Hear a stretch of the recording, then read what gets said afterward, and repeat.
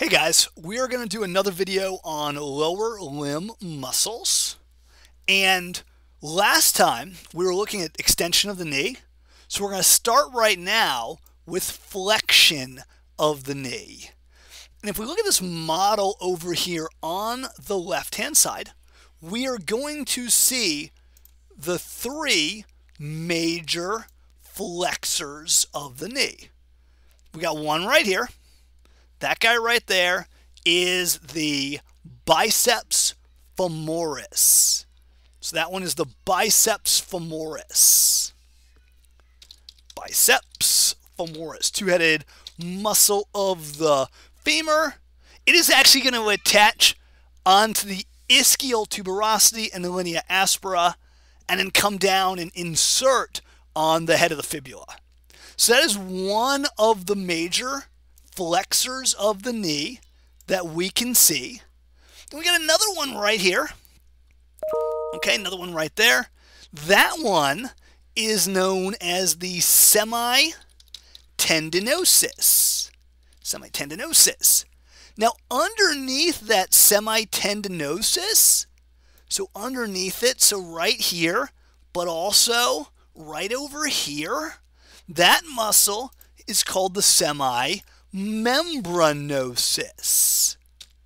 Now, these three muscles are collectively known as the hamstrings.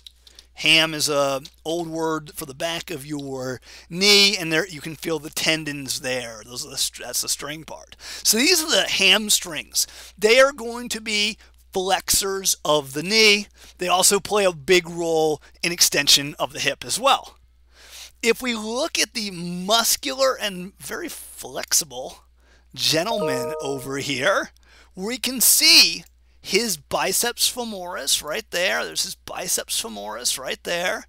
We can also see his semitendinosus right there, and then hiding underneath it, we can see the semimembranosus as well.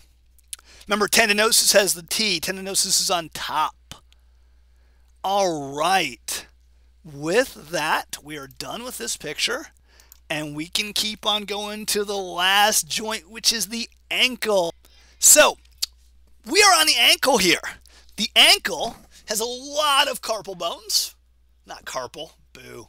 Tarsal bones. I need to fix that. A lot of tarsal bones. There are 7 tarsal bones. So you got a lot of movements the ankle can do. We are going to just do 2 movements the ankle. Dorsiflexion, which is where the angle gets smaller as you bring your toes up. So dorsiflexion is like actual flexion. Then there's plantar flexion, where you're, like, imagine standing up on your tiptoes. That's plantar flexion. And it's more like extension. So these are 2 motions we're going to do with the ankle. Okay, looking at this picture here, we're going to see the 3 muscles that are involved in the ankle movements. Number 1, we've got this muscle right there. That muscle right there is the gastrocnemius. That muscle is the gastrocnemius. All right. Now, the gastrocnemius is going to originate on the femur, on its medial and lateral condyles, and then it's going to come down and insert on the calcaneus by way of the calcaneal or Achilles tendon, which we see right here. Now, there is a neighbor to the calcaneus, a neighbor to the gastrocnemius. The neighbor to the gastrocnemius is this guy right here, and that guy is the soleus. So remember, the soleus is the neighbor to the gastrocnemius. And neighbors, remember, neighbors are often going to be synergists. So these guys are both going to have the same job, and that job is dorsiflexion. Shoot. I keep making mistakes on this one. We're already like 5 minutes in. That job is plantar flexion.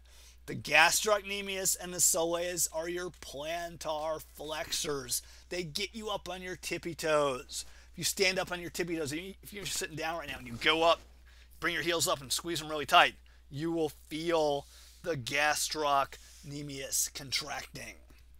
All right, let me get rid of that. I promise no more mistakes in this video. Okay, no more mistakes. Well, I don't even know what else could possibly go wrong. There is another muscle. This guy right here. That is the tibialis anterior.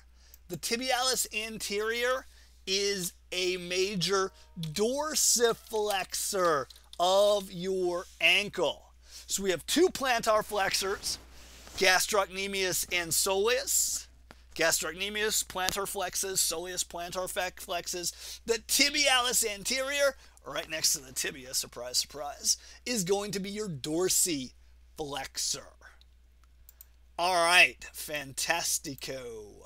If we flip this guy around, on this side, I can still see my gastrocnemius right here.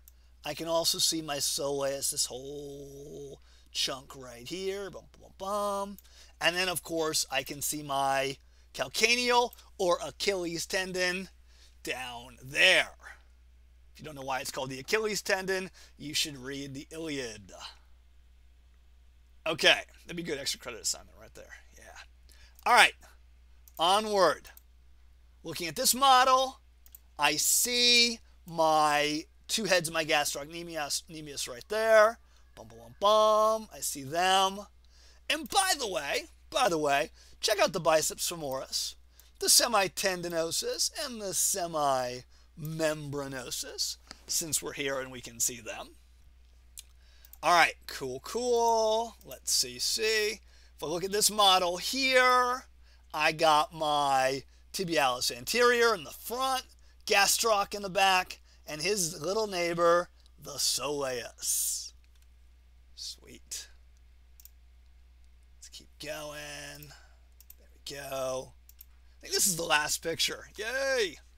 In this view, I can see the gastrocnemius, both heads of it right here, over here as well, gastrocnemius, plus I can see the soleus hanging out underneath, and I can see the Achilles or calcaneal tendon right there.